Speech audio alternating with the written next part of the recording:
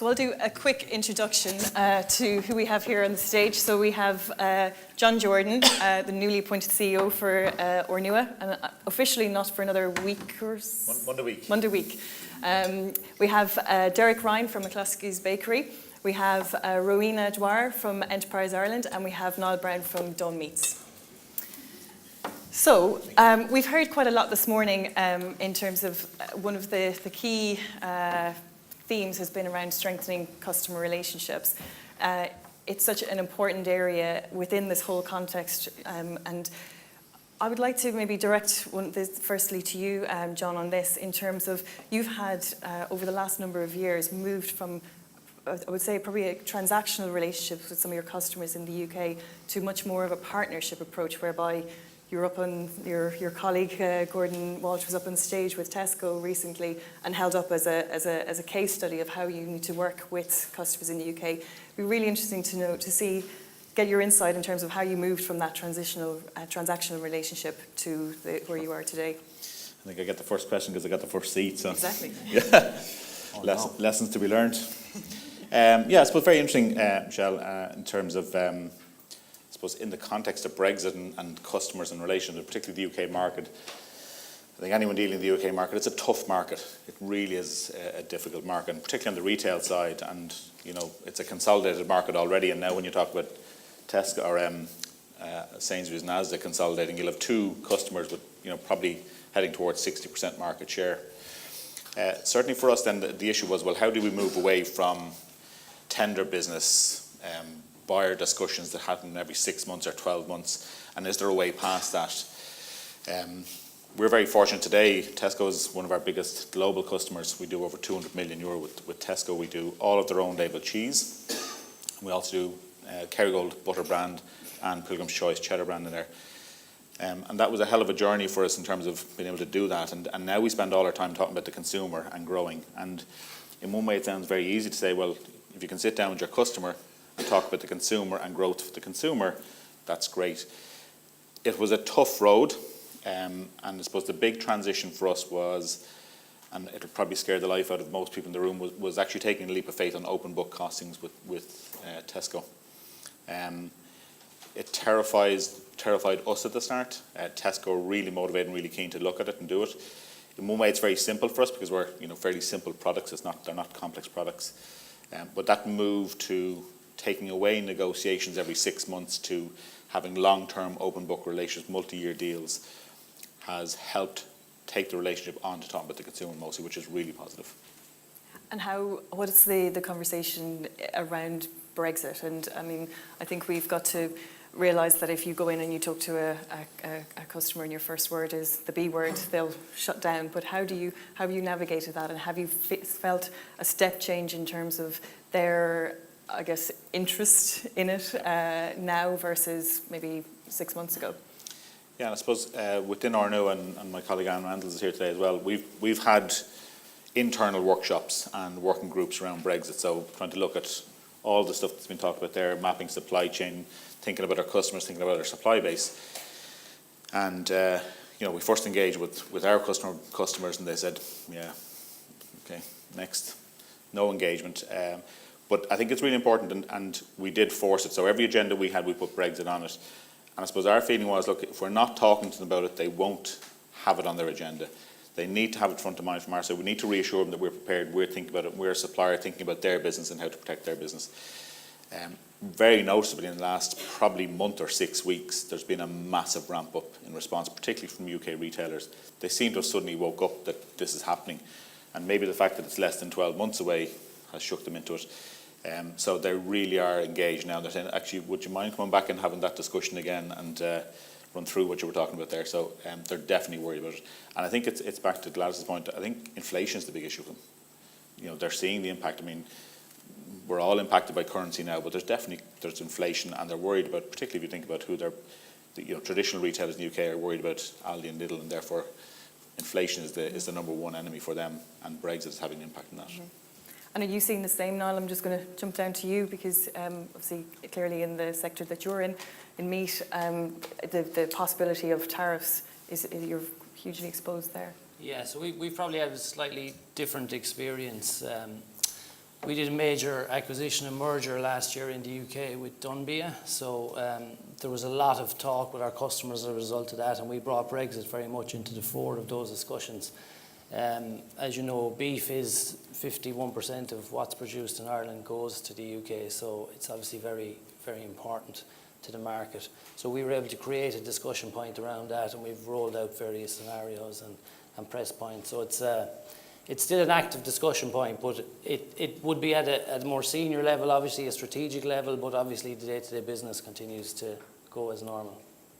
And mapping the supply chain is obviously something that we've talked quite a lot about today. And Derek, you've done quite a lot of work on this.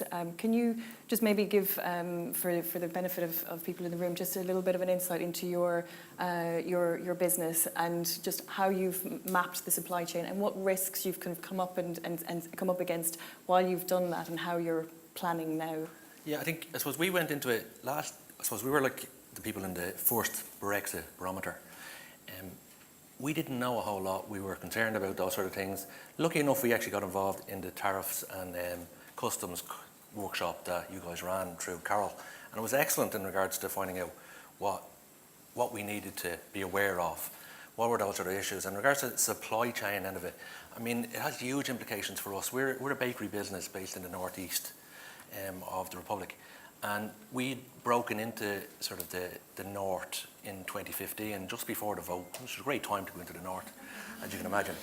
And, you know, the currency thing had an implication, all that sort of thing had an implication. But I suppose we looked at that, okay, that's a customer, but from our supply base, our key supply is flour.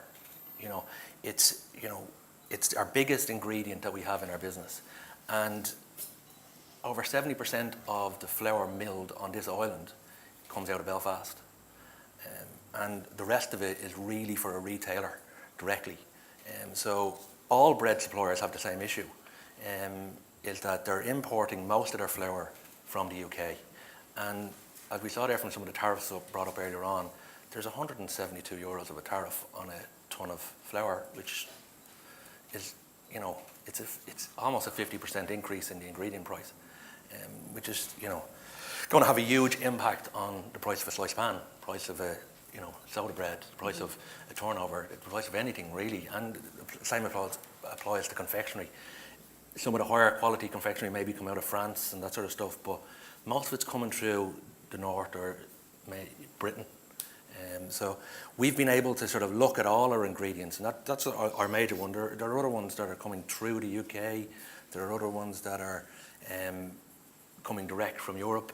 We've looked at some of our suppliers and said, okay, you guys are currently supplying us through the UK, but if we can get equal or almost equal terms from a supplier outside of the UK, we'll take that. To ensure security, and because you want to be in there ahead of the posse. You don't want to be chasing it when you go to these guys and they go, no, sorry, we already have full order books. And they're not able to supply anymore. You make choices. The other issue I suppose we have is we've looked at our flour supply not going through the UK. And the difficulty there is we have 20 to 30 different types of flour. A very large mill in France, Holland, or things like that aren't going to be interested in supplying the quantity of flour that we want at those sort of levels. So we then have to look at, do we sort of change our recipes, amend our products, all that sort of thing. And we've started to look at it, and it's a bit like the customs document. It's sad, but you have to do it as a business. You just have to do it. So I would have said any small businesses that are out there, that workshop with the customs excise that you guys ran, and Carol and her team, Camilla, and all those were excellent, very informative, and I found it. We needed to do it, and thankfully we've done it at this stage. And are you, as a result, forecasting an increase in your costs? What implication are you forecasting in terms of now your planning going forward for customers? I think, it's a given. There's going to be an increase in cost. It's a given. Once the UK make that decision or leave the customs union, there's going to be an implication. Our supply costs are just going to go up one way or the other. Tariffs. We all hope there'll be a good trade agreement. tariffs won't apply, but you still have the documentation. You still have those sort of issues. The area that we're in, food, VAT really isn't that big of an issue. If you're in other trades and other sectors, VAT may become an issue. But there's going to be implications. We saw it there in regards to, 32% increase overall, 23% of that is VAT, but that's still 9% of an increase in the cost of getting goods, either into the UK or vice versa, or in here. So we're going to look at our supply chain are going to have to increase their costs, and we're going to have to increase our costs that we're, say, exporting into the UK as well. And then you've got to balance that against the backdrop of the competitiveness in the UK and no customer wanting to increase prices. So it will there will be a requirement for companies to be more competitive. I mean, Rowena, from your point of view, from Enterprise Ireland, is there more scope for companies to become more competitive? And what are you guys doing in that area that you might be able to just share with us in terms of helping companies to become more competitive? Yeah, thanks, Michelle. Yeah, I think, Carol's presentation, it so highlighted the fact that, there are additional costs coming. And so within Enterprise Ireland, our focus is on, can we support our companies to be resilient in an uncertain time, and can we get them to practically look at how can they be more competitive, how can they innovate more, and the area of costs and competitiveness is a key support of ours. And we have food companies who are going through our lean business offer. And that's just looking across the entire the entire company perspective. Are there areas that can be just made more efficient, more effective, whether it's in the supply chain, whether it's in inventory management and so on.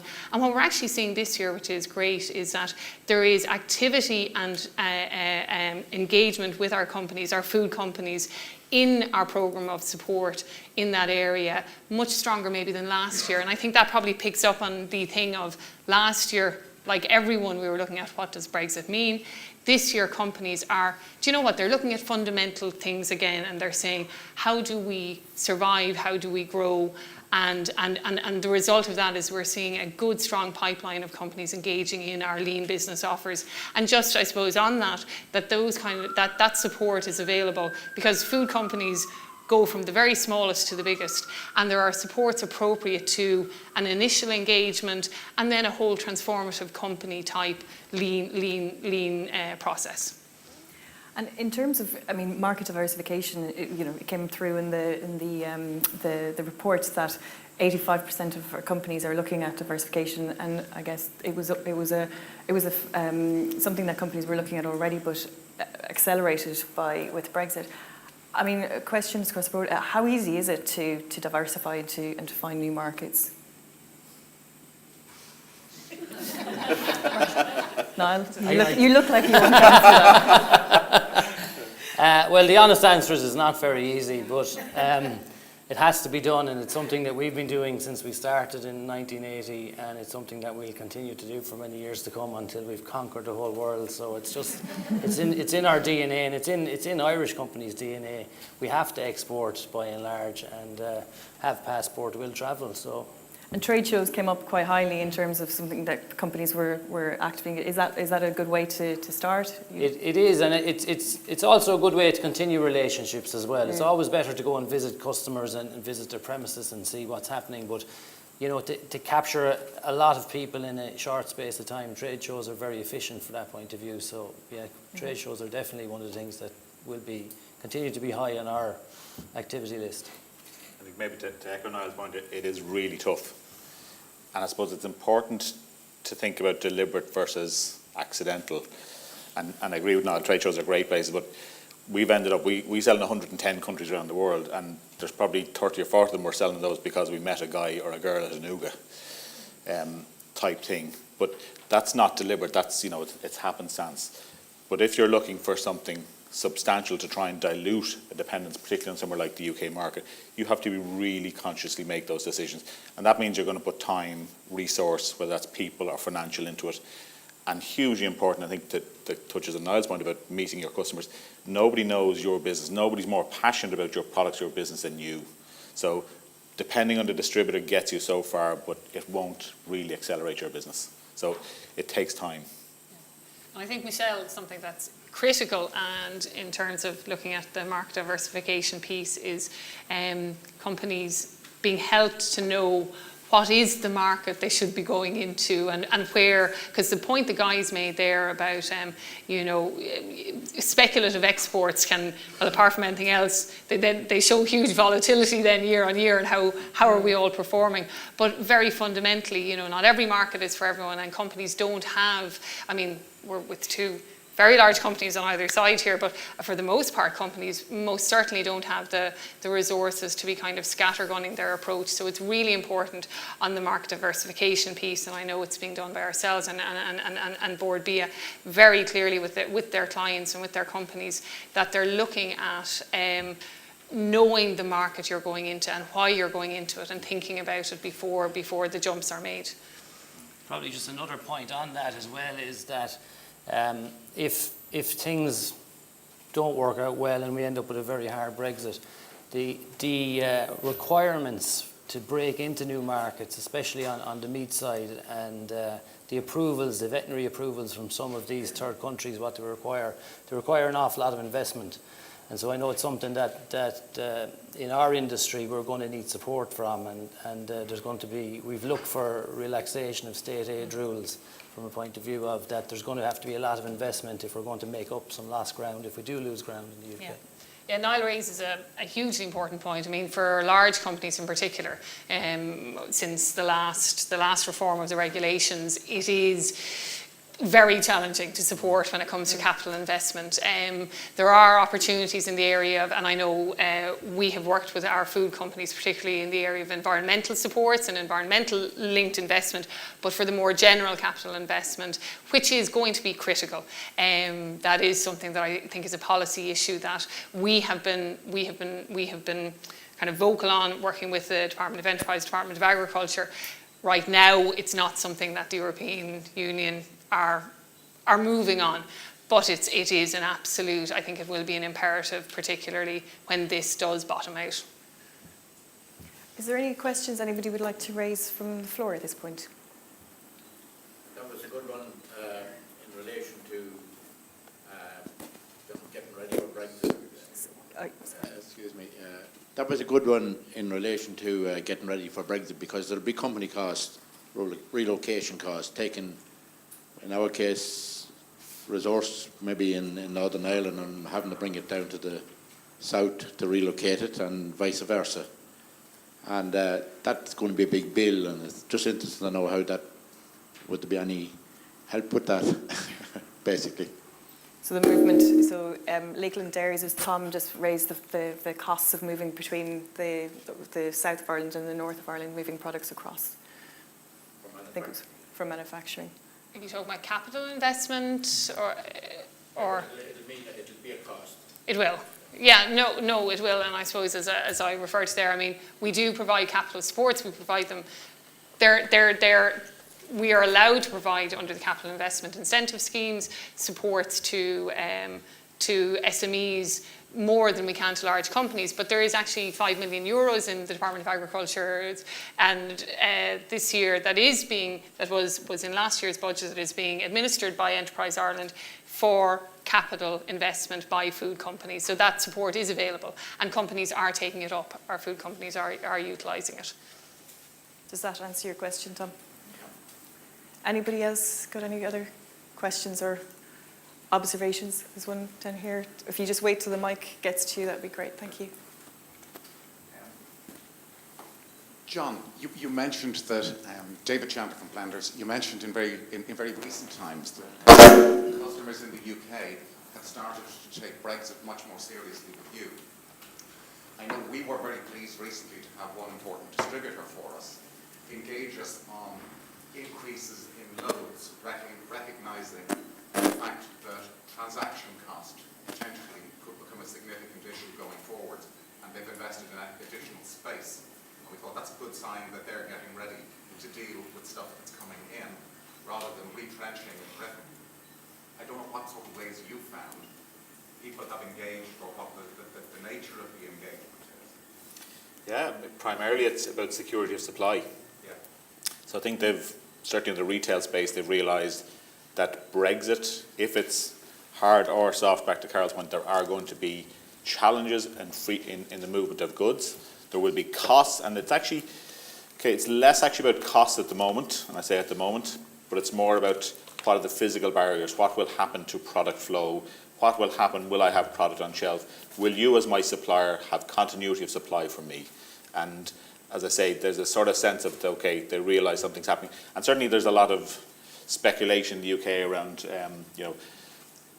you touched on the Carol about delays at port and what will it mean at port. Try and get warehousing in the UK at the moment is very difficult. There's a lot of people who've taken up additional warehousing space. It's tough to get. If you haven't got it now, you're probably going to struggle. So there's obviously people prepping in advance of the March deadline saying, look, we'll have additional capacity in the UK for product ahead of movement. That won't quite work for bread, but might work for longer shelf life products. Probably just to follow up on that, what we've seen with a lot of customers is, and this is a little bit of a double-edged sword, that they're looking to do longer term deals. So maybe just to get them over the hump of whatever happens, that they've got their commitments, and then it's up to you as a supplier to fulfill them. But also another element that we're seeing is they're looking to see how much of their commitments can they source in their home markets. So that's, And that's that's a challenge. something that came up, I guess, in the Kantar presentation with Wetherspoons, who's been quite pro-Brexit anyway from the very beginning. But and then that buy British sort of piece, are you seeing that coming across much stronger now in your conversations with customers? So certainly, it was even referenced earlier on the meat side with the discounters. They're very much buy British, and so that's a trend. But based on the requirement, the demands today in the market, and what the consumer is used to, and the quality that they're used to, that can't all be sourced in Britain today. And I think that, the last one, it goes back to work that Borbia did before, and did you involve Michelle? Buy Red Tractor was a political movement in the UK, particularly on the dairy side. Consumers, when they were asked about it, and you guys did the research, Borbia did the research on this, consumers found, well, Irish, UK, it's all sort of the same, and no real differentiation. But that now has resulted in, I suppose, retailers considering themselves Brexit-proof to a degree. But certainly from a dairy perspective, UK is still a deficit market. So if dairy gets sucked up into retail, it does create opportunities in food service or B2B. And that goes back to that security of supply question. And I guess in terms of from your side, Derek, when you're dealing with customers, you've got a customer base in the UK that you supply fresh bread to. Are you,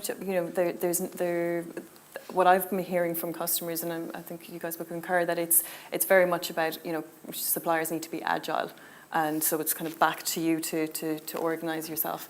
Are you having conversation with customers in the north of Ireland, and are they listening to some of the concerns or recognise some of the challenges that you will have? I think, again, if you went back 6 months ago, there was no conversations. They didn't really want to, talk about it. I think more and more recently, over the last sort of 2 to 3 months, I think there's probably been a lot more noise in the UK media about it, and I think it's probably drained its way down into the retailers, and they're looking at it and going, oh God, now we really have to face up to this, and the deadline is only 9 months away, potentially, and they're sort of going, oh, we need to make sure that we have supply, and that's really what they're about. They haven't really thought about the sort of, who's the importer of choice, who's the exporter of choice, all this those sort of, and they haven't given cost that much of a consideration as of yet. But I think that they're at least starting the conversation, and they've probably been a bit behind us in regards to thinking about it. But I think they'll get themselves up to speed very quickly, as they do. The Kantar results it wasn't really on the agenda yet, but I think that's coming very, very quickly. So hopefully they do get up to speed, and hopefully we get some results out of it. And Carol mentioned the Trusted Trader accreditation and AEO. You've gone through that through the workshop. With the workshop, yeah. I'd be just interested to hear from other companies in the room and on the panel in terms of, is this something that you've been through?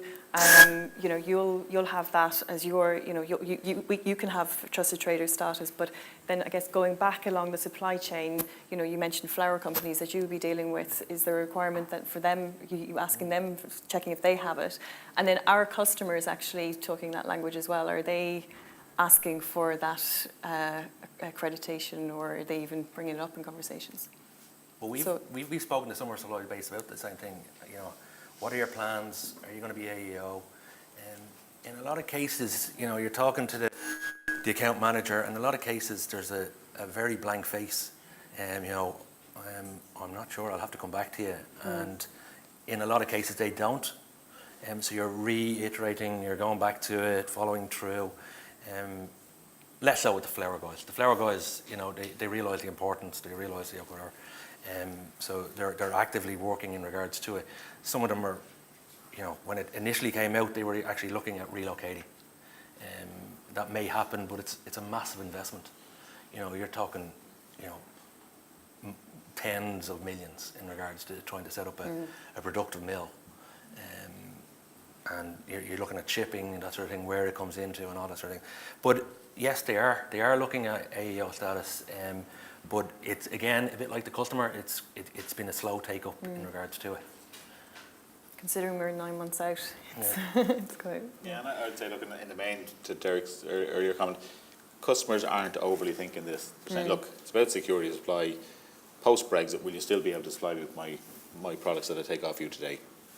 And aren't really engaged beyond that, but it's about security of supply. And do you think the distractions of some of the other challenges that they're having, so trying to compete with the discounters, sugar levies and taxes and reformulation of products, is that kind of been distracting them to some degree? Is that higher on their agenda and now it's starting to rebalance? Yeah, I mean, certainly, again, and I'll speak maybe about the retail side of it, that's our newest, probably bigger experience in the UK. Certainly it's been a changing landscape, and that was touched on in the Clontarf piece. And there's been a lot of noise around that, and certainly from the supply base, a lot of concern, Tesco and Booker and JS and Asda. And certainly the first thing that any of they did, that both of those companies do, is if you're supplying the two of them, take out the two price lists, and we'll have the cheaper of the two of those for the entire business. Thank you very much. So that's a watch out for everybody in terms of that. But yeah, I suppose it just hasn't hit their radar, and it has been lower down, but certainly growing. And, yeah, question here from... But if you wait just 1 second, can we have... Just have to repeat that, yeah. Okay, you'll just have to shout. It's fine. I'm used to that, Michelle. I'm just interested in, I suppose, in John's point and Niall's point about it's about security of supply and agreeing kind of long term, so as Niall put it, to almost get them over the hump of what may happen in March. And I suppose I'm interested in, how do you then, you know, given that we are looking into the abyss, we don't know what the rules are going to be around, you know, regulations, around, you know, leaving aside the issues around customs and tariffs, but we have no idea what might happen. I know on day one it'll all be the same, but we don't know what's going to happen on day two. So how do you protect yourself as a company in those type of negotiations, where somebody is saying, I just want this on the shelf on the 29th and on the 30th and on the 1st, and can you do that for me? Yes, of course I can. But what happens in a scenario where suddenly there are other changes and other costs and other criteria that, you know, so how do you as a business, I suppose, you know, ring fence that and make sure that you're protecting yourself as a business for that? You've made me nervous, mate. Yeah. Because we've more to think about than I thought. Yeah, look, that's the massive challenge. So to Niall's point as well earlier, of course every retailer and every food service company is saying, look, give me a 9-month, a 10-month, a 12-month deal that gets me over that hump. So from our perspective, we're trying to look at ways of how do we push that decision point on some of those contracts beyond March. So let's get a month or two past that. So can we protect ourselves in the way we manage our business past that deadline? But certainly, I mean, if we end up with significant tariffs, and there will be costs, back to Carol's point earlier, there will be administrative costs, 3, 4, 5, 6, 7% cost increase in doing business with the UK. If there are tariffs, we'll absolutely have to recover from the market. Yeah, I think, sorry, on that point, I think you have to, if you're dealing with a customer over there and you have a contract, you need to just incorporate that into your contract. You know, as and when the contract rolls over for renewal, you talk to them about those implications, and you build it in regards to you're not going to be able to eat those costs. But you should be having those conversations now. Really, just to bed those in. Thank you. Another question here from Ciara. Could we? Oh, yeah. I can share too. Just to pick up on Marie's point and the question with the panel and the UK customers coming relatively late to the party in terms of having the conversation. They're starting to engage now, which is great. Do you think the price implication has dawned on them fully yet in terms of the fact that they're dealing with quite tight margin businesses in the main? So expecting those businesses to eat the cost would always be practical. Do you think it's dawned on them that the quantum of potential price increase that's on the table? Let me just repeat that now, just for the benefit of people that are on the live stream. So it's looking at now that the customers are starting to engage more, do they realise the potential increase in cost, or are they just ignoring it, really, I think is the question. Or expecting the suppliers to absorb it. Niall, you look like you want to answer that one. I would say, again, and I'm going back to my double-edged sword comment of earlier there, that there's a risk in your question that if they can find a similar quality product within the UK and Northern Ireland, and you trot in and explain that, well, you have to charge a very increased price for your minced meat because of the tariffs, then the likelihood is that they'll try and source that from somebody else. I'm sorry for pouring more sad documents onto the parade, but you also touch on a point that I think, you know, even if you take away the whole Brexit context, to stay relevant to customers, you have to constantly innovate. You have to be different, because they will want to source more locally and that will continue. So it's really some of the key trends that have been happening all along are just probably magnified with Brexit. I think you might agree. Yeah, I mean, like, for certainly, again, I'm sorry for focusing on retail so much, but they hate inflation. None of them want to see price increase in the UK retail market. They're used to selling cheap food, and they're worried about Aldi and Lidl.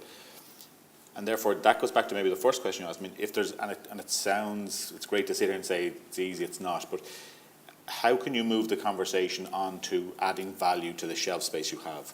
So if you think about the retailer or the buyer or the buying team, what are they measured on? What's their objectives? They always go for, look, give me a price decrease, squeeze the price, give me a price more. How can you shift that conversation? Look, we'll get the consumer to buy more. Mm-hmm. Like, let's make the rate of sale increase. Let's get more turnover. So talking about how you can add value, what's the difference? And that was touched on in one of the presentations, I forget which one it was, but how you, sorry, it was Tara's, you know, where to play and how to win. But what's your point of difference? How are you going to help them achieve their objectives? If you're all the time talking about the price, and every 3 or 6 or 9 months in talking about price, you're going to get hurt. So you have to shift it. And I think one of the things that some of the customers mentioned in the UK are mentioning more and more is the almost, I think it was mentioned earlier, the robots replacing people. And certainly from customers in the UK's point of view, they were saying, we won't actually be talking to you about price. We won't be talking to you about promotions. We'll be talking to you about the consumer and how we add value. So that the cost price will all be done, will all be computerized going forward in the perfect world. But in regards to the question, though, whether the retailer in the UK is aware of the cost implications of Brexit, I'm sure, like, I've no doubt they are. You know, they're as savvy as any other business, and they're aware of the cost implications, the scale of them in some cases. If, you know, we have a hard Brexit, they may not know in regards to individual products, but I think they're aware of them. I don't think they want to take the costs on board. That's, you know, like any other business. You know, I'm aware of the costs that my suppliers have, but I don't want to be paying a higher price. That's just a reality, because I have to force it down the chain as well. So, you know, that's the difficulty in regards to a lot of businesses, both large and small, is trying to force that down, you know, to the consumer ultimately, because the retailer will pass it on also. I suppose, Michelle, just coming in, and I'm not talking about retail at all here, but, you know, one of the things, Brexit or no Brexit, for the food industry, innovation is key. and remains key in terms of that whole piece of and it came up in the Brexit Barometer. When you look at the emerging risks that the companies identified, one of the ones was, that almost my product isn't relevant anymore. And I think it's hugely important, because I think this one is a real practical challenge in ways for companies to actually think about investment in innovation and in the more medium to long term as being the thing that actually will deliver the value and deliver the success into the future. And again, I would say, from an Enterprise Ireland perspective, in the food industry in particular, the support that's available for research and that we try and encourage companies to do goes from the smallest, your innovation voucher with your IoT, all the way through to the food technology centres, which is just, phenomenal to see industry-led collaboration with academia on cutting-edge research that is kind of benefit to the industry as a whole. So I think that's one of those things that's just really important, that, in a very, very difficult, there's an awful lot of short-term things that people are having to learn and be aware of now, but that one is a kind of a universal truth for the industry. And there's things within your control that you can... Yeah, and I'd say just reflecting on, we don't want to, have people going away depressed out of here. I mean, I'm just thinking from the meat perspective. I mean, the consumer in the UK is very sophisticated, and they have a taste for a very high quality product and a fresh product, and so that cannot be supplied outside of Europe to hit the criteria that work today, for example, with fresh mince, unless it's going to be air freighted from across the board, which would take care of any WTO tariff anyway. Yeah. So, I mean, we have to be realistic that it's not all doom and gloom. Even if the worst happens, we will find a way of continuing to hold our market share. I think the point Rena made in innovation is important, but I'd couple it with the point you made earlier about things you can control and being super efficient. You talked about continuous improvement. One of the things that's really important with any business is you have to be able to stand up in front of any buyer and say, our costs are under control and we are efficient. So that's a really important aspect of it in terms of being efficient within your own walls. Any other questions? Connor from Barry's Tea? Yeah, sure. Yeah. Or I'll repeat, whichever. We'll... So I work for Barry's Tea, as Michelle said, so it's a brand-led sales job that I've got to do. I'm listening to you talk about the commodities that somebody sell, not from the bakery side, but from the other two gentlemen. I was wondering, from the branded side, of which you have within your business, is it easier or harder for you to prepare the market for a cost increase as a result of Brexit? When you're talking about the brand, and the part B of that is you mentioned open book costing with suppliers, which wouldn't be something that we'd be very au fait with in this market. And certainly from the branded side, it wouldn't be. Does it make it easier or harder to have that discussion with open book? And would you consider it on the branded side of your business as you do probably on the commodity side of your businesses? So two parts to that question. The first one is then for a branded supplier, is it harder or easier to talk about a price increase? And then the second is just that open book pricing discussion for a branded product. Yeah, maybe take them in reverse. So open book depends on your relationship with your customer. We do it with some own label business because we see merits in that. We wouldn't do it with our brands, and we have a very distinct go-to-market strategy for own label versus our brands, the brands being Kerrygold and Pilgrim's Choice Cheddar. Is it any easier on the brand side? No, absolutely not. In fact, it's probably more difficult because certainly in the UK, the retailers have had a very aggressive growth strategy on own label over the last number of years. And if you take some of the categories, like take cheddar, for example, as a category in the UK, most retailers now only stock two brands. So you're number one or number two, or you're not on the shelf. It's an incredible place to be. Now, we've Pilgrim's Choice, which is number two, and we've had the massive benefit of that. And over the last 4 years, we've gone from probably being around equal second, third, fourth, and fifth. That number one and number two are so far ahead now. We're number two. If you take 3, 4, 5, 6, 7, 8, 9, 10 brands and put them together, they still don't equal what we have as number two market share. So it's as difficult, if not more difficult, I think, on brands. Sorry, Connor. Any other questions from anybody else? I'd probably just jump in if I may. Yeah. Just thinking back to the AEO status and trusted trade status, just thinking of the land bridge in the UK. I mean, that's going to be a very big issue for Ireland Inc. to get onto the continent, because the services we have to go direct from this island direct to the continent today wouldn't be enough or aren't as quick as where they need to be. So that is something that maybe Ireland needs to work on as a country, because if we're going to end up, I mean, I was in a conference in the UK there recently and they talked about 90-mile tailbacks to Dover. So if you imagine trying to get a fresh perishable product into the continent, having to go through the UK stuck in a 90-mile tailback, that's going to cause serious problems if we don't get our act together.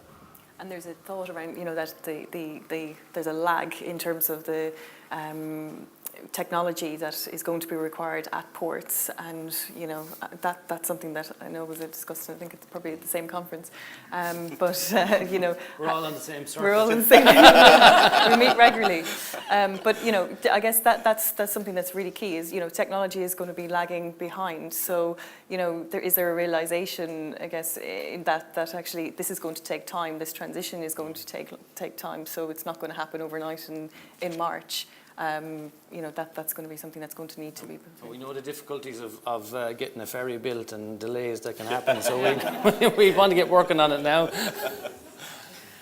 Any other questions from the floor? Because if not, what I'll do is I'll draw this to a close. But I would like to really thank most sincerely our panellists, because you've given so much insight. And you will be around, I think, for over lunch, most of you. So if anybody has any questions that they want to discuss over lunch, that would be great. But thank you very much, everybody, for your contribution.